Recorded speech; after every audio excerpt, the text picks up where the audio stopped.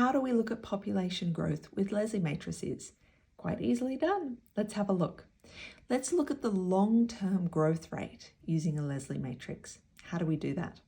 So what I've got here is a population divided into 3 age groups. I have a Leslie matrix and an initial state for that scenario.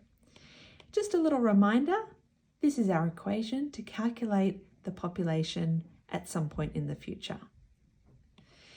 So finding the long-term growth rate, it's 2 steps. The first step is to look very far into the future. I'm looking 50 time periods into the future. Remember that a time period could be like 1 year, 10 years, 5 seconds, 2 minutes. It just depends on the question and how everything's set up.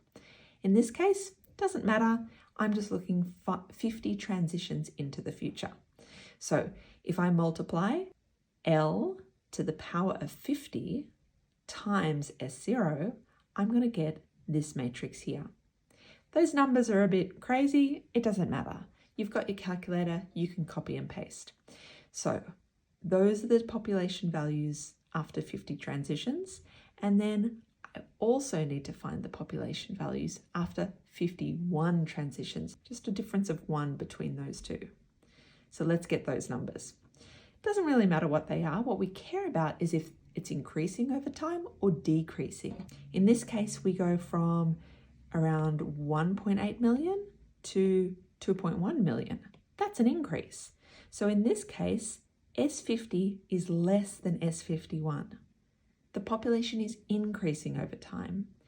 If it had have been the same, then we've found our steady state solution. If it's decreasing, then S50 should be larger than S51. But that's not the case. It is increasing. So the question is, at what rate is the population increasing? To find this, we just choose an individual element. So I'm just going to choose the first element of both of those matrices. And we do a division.